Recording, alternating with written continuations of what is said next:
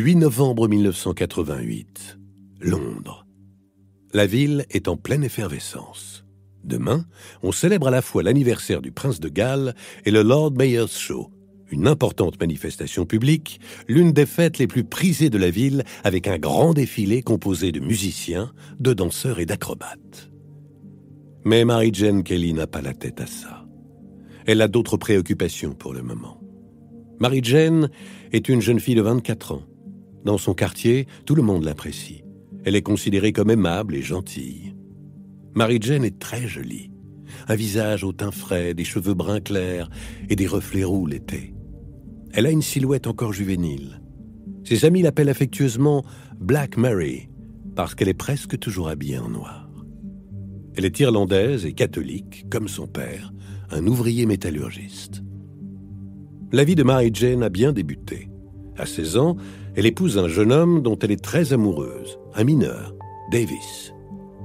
Mais leur romance est de courte durée. Lors de leur 3e année de mariage, Davis meurt dans l'explosion de la mine dans laquelle il travaille. La misérable pension qu'elle doit toucher en tant que veuve n'arrive qu'1 an et demi après le décès de son mari. Alors, pour payer le loyer de sa modeste chambre, Mary-Jane se prostitue. D'abord occasionnellement, puis de plus en plus souvent. Elle se constitue rapidement une clientèle de bourgeois aisés. Il faut dire qu'à cette époque, les filles de joie sont surtout des femmes mûres, ressemblant plus à des clochardes plutôt que de séduisantes courtisanes. Mary-Jane, elle, est jeune et belle. C'est à cette époque-là qu'elle emménage au 13 Miller's Court. La chambre est petite, rudimentaire, mais relativement propre. Cela lui suffit. De toute façon, elle n'a pas les moyens de s'offrir davantage. Ce soir du 8 novembre, l'air est froid et humide. Le célèbre brouillard londonien s'insinue petit à petit dans toutes les rues, comme chaque soir. Il est un peu plus de 20 heures, et en cet automne, il fait déjà nuit noire depuis bien longtemps. Mary-Jane est fatiguée.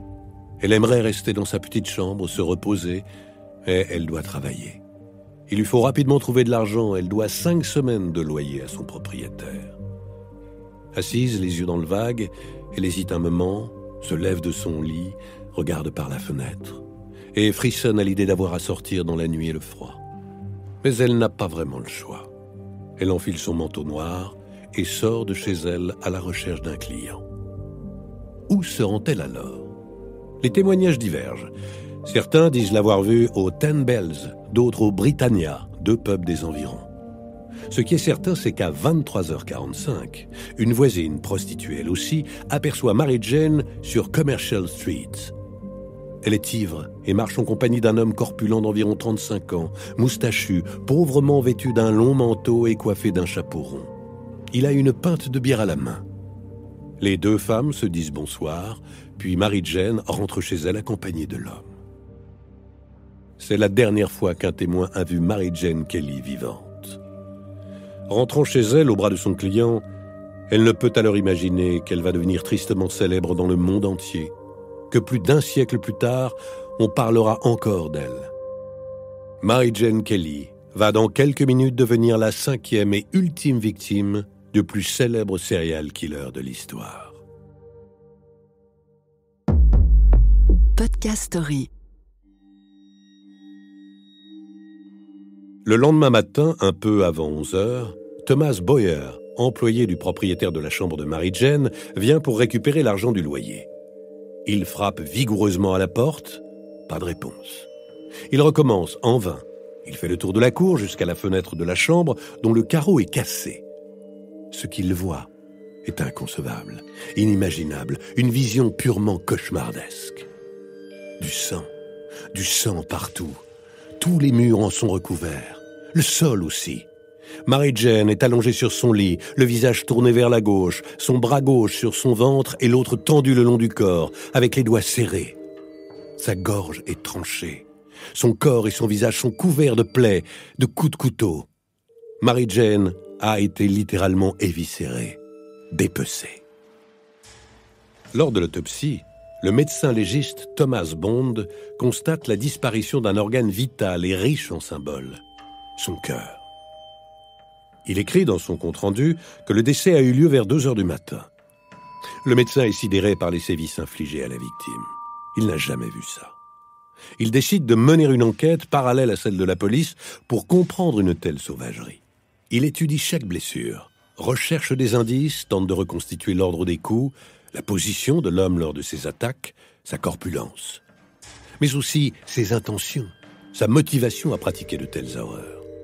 Le légiste Thomas Bond devient le tout premier profiler de l'histoire. Quelques jours plus tard, il communique à la police ses conclusions. Il élabore alors 2 nouveaux concepts de profil psychologique de criminel.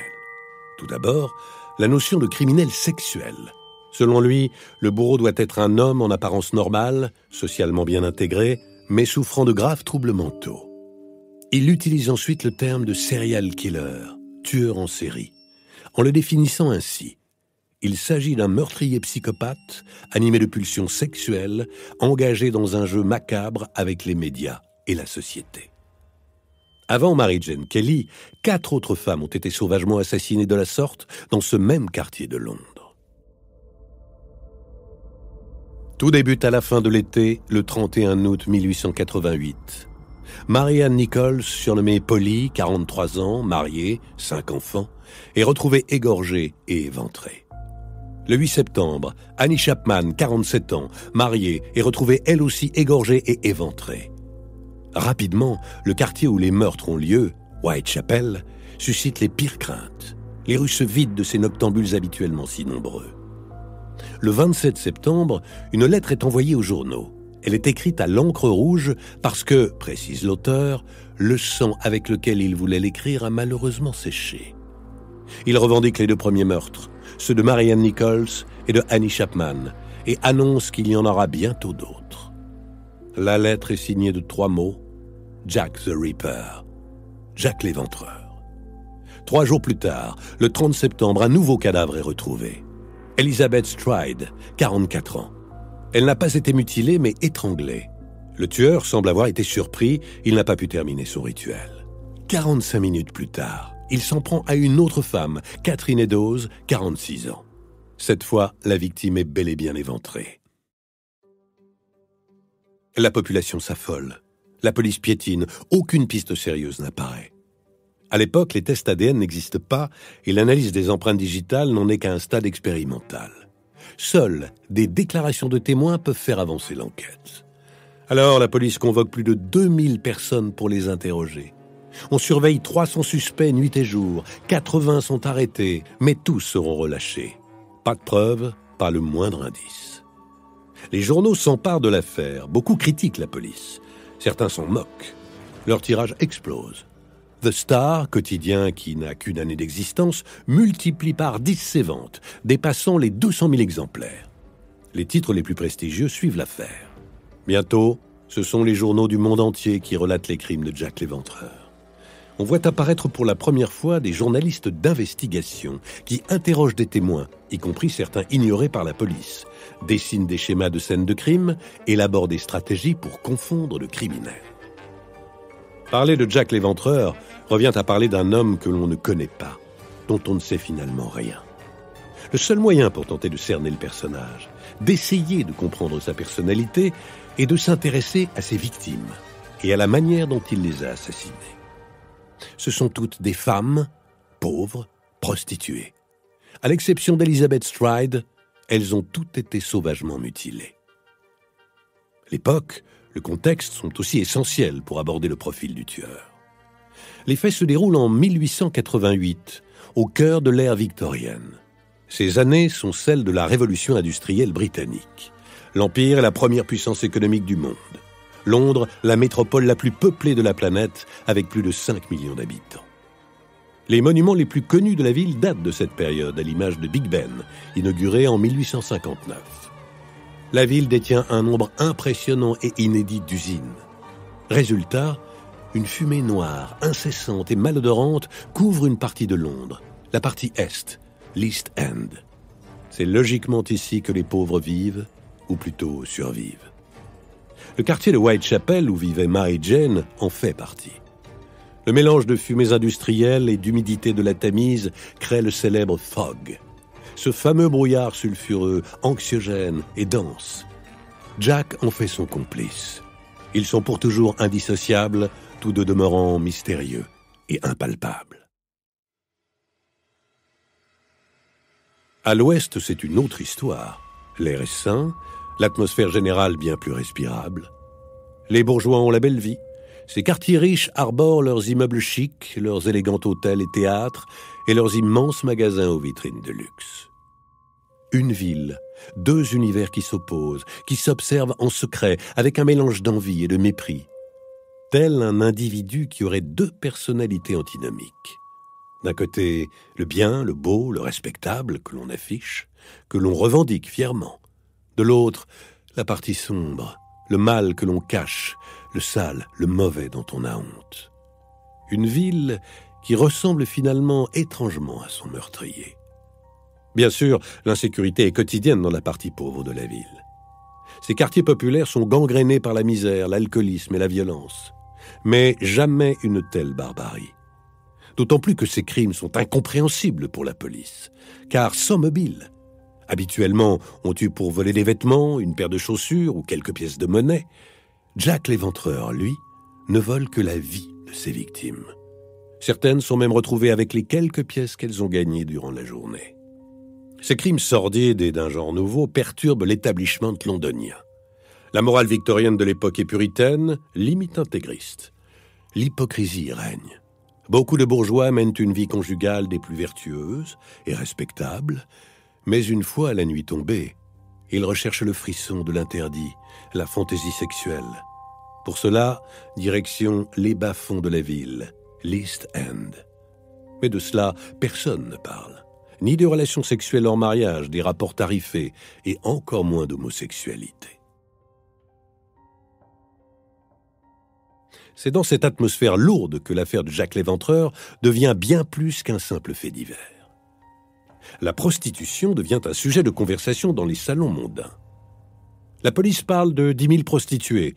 Les journaux estiment la réalité à plus de 100 000.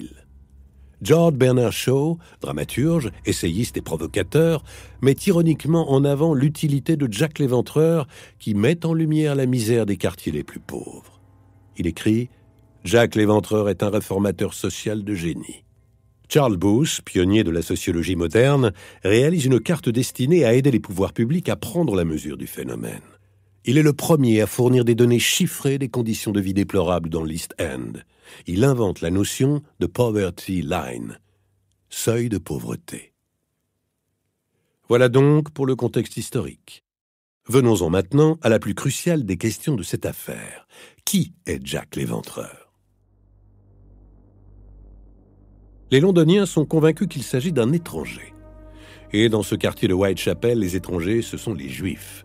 Des graffitis antisémites apparaissent de plus en plus nombreux sur les murs des ruelles. Mais des journalistes proposent d'autres pistes, de très nombreuses. Certaines semblent crédibles un moment, jusqu'à ce que la police démente les hypothèses.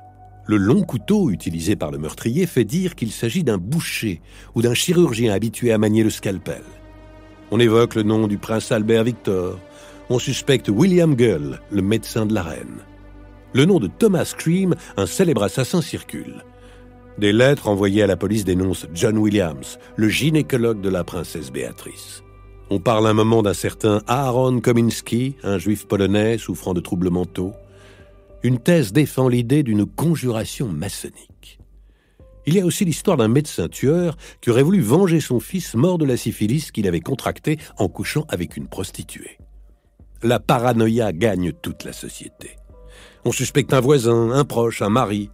Et si les crimes étaient commis par plusieurs hommes? Ou pourquoi pas par une femme? On évoque même qu'un gorille échappé d'un zoo serait le terrible meurtrier. L'enquête dure des années. Les policiers imaginent toutes les stratégies pour confondre le criminel. Certains vont jusqu'à se déguiser en femme et se mêlent aux prostituées en espérant être abordés par le tueur. Phénomène inédit, des milliers de lettres arrivent à la police. Tout le monde donne son avis. C'est un élément sociologiquement intéressant, le résultat d'une mentalité qui change. La réforme électorale de 1884 a ouvert le droit de vote à de nouvelles catégories d'électeurs. Le peuple veut désormais avoir son mot à dire, être écouté. De nombreuses lettres sont signées par Jack l'Éventreur, mais les écritures ne correspondent pas. La police est définitivement perdue. Elle finit par se demander si la première lettre en encre rouge n'aurait pas été écrite par un journaliste désireux de rendre l'affaire encore plus effrayante et populaire. Finalement, l'enquête est close officiellement en 1892. Plus de 100 personnes ont été sérieusement suspectées, mais les preuves manquent. Jack l'Éventreur ne sera jamais arrêté. La plus grande énigme policière de tous les temps se solde par un échec. Pourtant, de récentes découvertes scientifiques semblent confirmer que l'un des suspects cités est bien Jack l'Éventreur. Nous y reviendrons dans un instant. Un autre mystère, et non des moindres, demeure dans cette exceptionnelle histoire. Pourquoi Jack l'Éventreur a-t-il autant passionné les foules? Comment expliquer les romans, les films qui se sont inspirés de lui? Il y a à cela plusieurs explications. Tout d'abord, il a su mettre en scène sa monstruosité. Il a constamment théâtralisé ses crimes en les médiatisant, en les annonçant dans la presse avant de les commettre. Il est aussi probable que sa barbarie soit entrée en résonance avec les démons de l'époque. L'Empire britannique revendique une moralité exemplaire.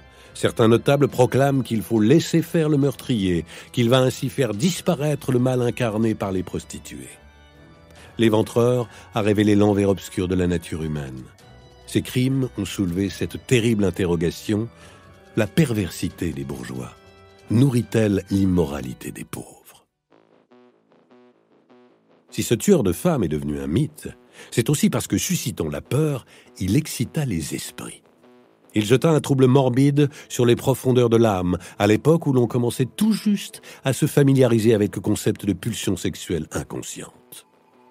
Le médecin et philosophe Ernst Plattner développe sa théorie du conscient et du subconscient. 2 ans avant les meurtres, Robert Louis Stevenson écrit « L'étrange cas du Dr Jekyll et de Mr Hyde ». On y découvre qu'une personne respectable peut se livrer à des actes monstrueux. Stevenson est visionnaire.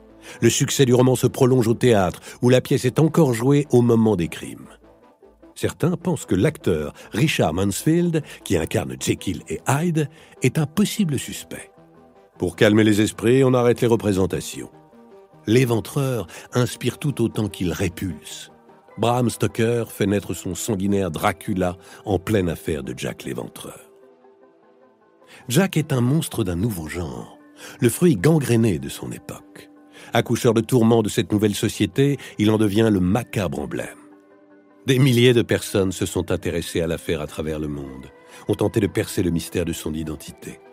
Une spécialité a même été inventée, la ripérologie. Ceux qui la pratiquent, les ripérologues, étudient ces meurtres pour tenter d'en découvrir son auteur.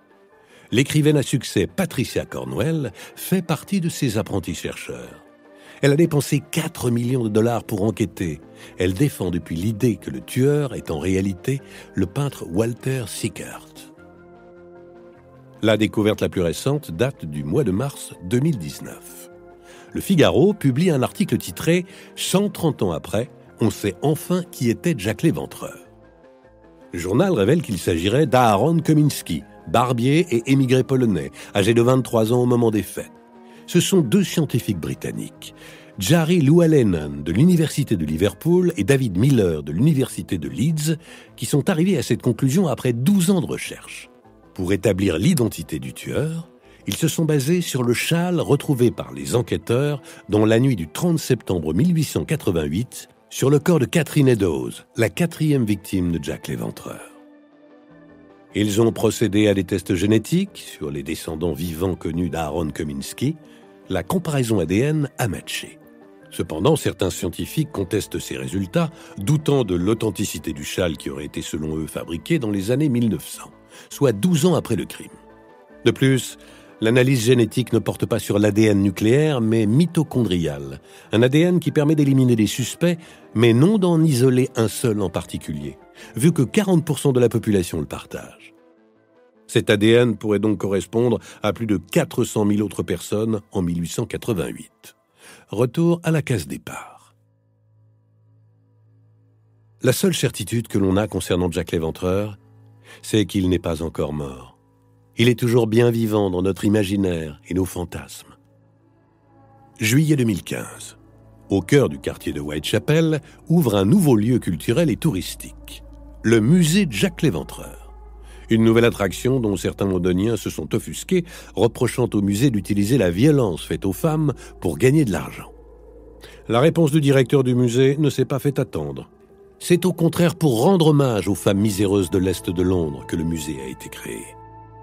Pourtant, quand on le visite, on constate qu'il évoque bien plus le tueur que ses victimes. On y découvre entre autres le salon supposé du tueur, une reconstitution d'un poste de police de l'époque et une chambre à l'image de celle dans lesquelles vivaient les victimes. Au sous-sol, une morgue façon 19e siècle avec une table d'examen ensanglantée et des photos d'autopsie des victimes. Autre preuve que le tueur démoniaque suscite toujours l'intérêt, des excursions sont proposées aux touristes avides de sensations fortes. L'organisateur s'engage sur « une visite guidée par un professionnel vous garantit une expérience frissonnante. Vous sentirez votre colonne vertébrale fourmiller en vous promenant sur les sites des meurtres de Jack l'Éventreur. » Délicieux programme. Si Jack l'Éventreur est symptomatique de l'époque qu'il a créée, la fascination morbide qu'il suscite aujourd'hui encore est aussi révélatrice de notre société actuelle. Dans l'une des lettres identifiées qu'il envoya à la police, on peut lire cette phrase d'une troublante lucidité. « Un jour, les hommes se souviendront et comprendront que j'ai donné naissance au XXe siècle. » Podcast Story. On a tous une histoire à écouter. Ne manquez aucun épisode de Podcast Story. Abonnez-vous et mettez 5 étoiles sur Podcast Addict, Amazon Music ou Spotify.